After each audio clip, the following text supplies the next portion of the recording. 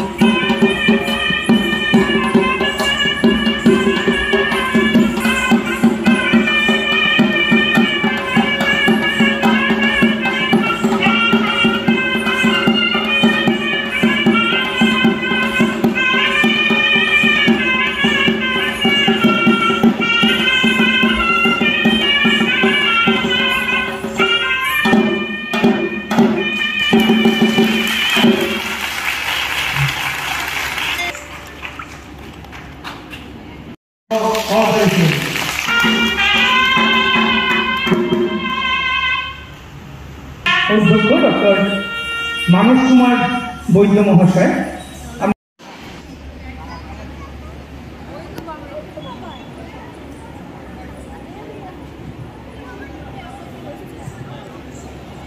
আমি প্রথমে মালদা কলেজের তরফ থেকে যারা আমাদের কাছে ছাত্রছাত্রীদের কাছে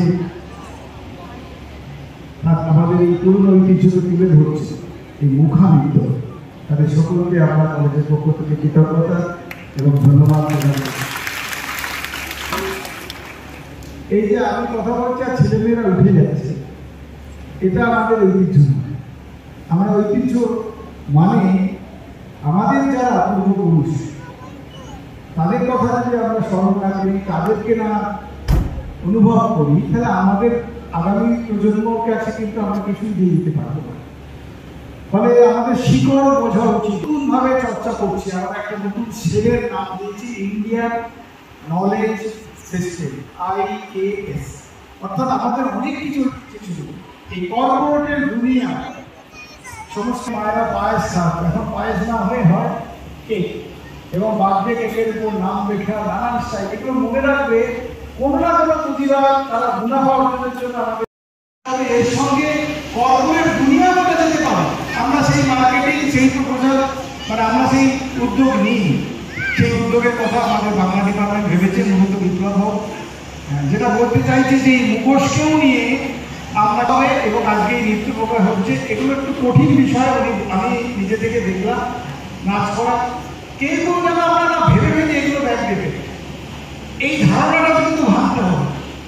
এটা আমাদেরই পূর্বপুরুষরা করতো, যারা মানে এগুলো খুব ভালোবাসে, এগুলোর মধ্যে তো আবার আমি এই আঙ্গিক, এই আঙ্গিককে রেখে বর্তমান সময় দাঁড়িয়ে আমরা কি ধরনের অভিনয় আনতে পারি যা ওদের কাছে আরো বোধগম্য। ধরা পরিবেশ নিয়ে এত সমস্যা, পরিবেশ করার ক্ষমতা সবার নেই। যারা পারে তারাই এই বিশাল মুখোশ নিয়ে মঞ্চে আসে। তো বিভিন্ন রূপে দেখছো, তার মূল ফর্মটা কিন্তু এক, আকারে বড়, দেখতে এক ভয়ঙ্কর, মুখের মধ্যে বড়, অদ্ভুত এক অসামান্য এক সৌন্দর্য, ঐতিহ্যগতভাবে আমরা দিনাজপুর বলতে পারো এই মাটিতে এই অতি ঐতিহ্যের শেকড়। নীল বেল, এটা প্রাচীনতম আঙ্গিক। এই কাঠেরই মুখোশ গভীরায় ব্যবহৃত হয় রিচুয়াল ফর্মে। কুসুমটি যে মুখোশ, যেটা কিন্তু জিআই ট্যাগ পেয়েছে, ইউনেস্কো থেকে এর বন্ডিং হয়েছে, সেই মুখোশ কিন্তু দেশ বিদেশে চলে যাচ্ছে। এবং এইভাবে তৈরি হচ্ছে। কিন্তু গামার কাঠ দিয়ে তৈরি হয় তাদের নাম বগিনা নয়, যেটা সিনেমায় দেখিয়েছি, ওটা কিন্তু ভুল দেখিয়েছি। কিন্তু গামার কাঠ মুখোশ করলো।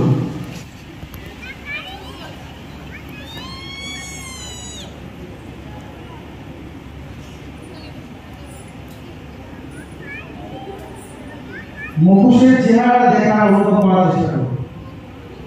পুরো কাঠে 18 কিলো ওজন হবে। এত বড় একটা মুখোশকে ধারণ করে নৃত্য করা কিন্তু সহজ কাজ নয়। তারপরে এই মুখোশে যখন চোখে ছিদ্র থাকে না, মুখ দিয়ে দেখতে হয়, মুখ দিয়ে শ্বাস নিতে হয়, আমাদের এই মাটিতে যুগ যুগ ধরে চর্চা হয়ে চলেছে। এর যা গাম্ভীর্য, এর যা ঐতিহ্য, একে আমাদেরকেই রক্ষা করতে হবে। আর এই মুখোশ এর একটা তৈরি, এই যখন আমাদের কর্মশালা হবে, আমরা সেকেন্ড সেশনে একটা ঘরে আমরা করবো, কারুশিল্পটার চর্চা হবে যে কিভাবে মুখোশ তৈরি হচ্ছে। একটা গোটা কাঠ, একটা গোটা কাঠ এত বড় একটা গোলায় সেটাকে কেটে কেটে কেটে টুকরো করে মুখোশ বানানো হয়।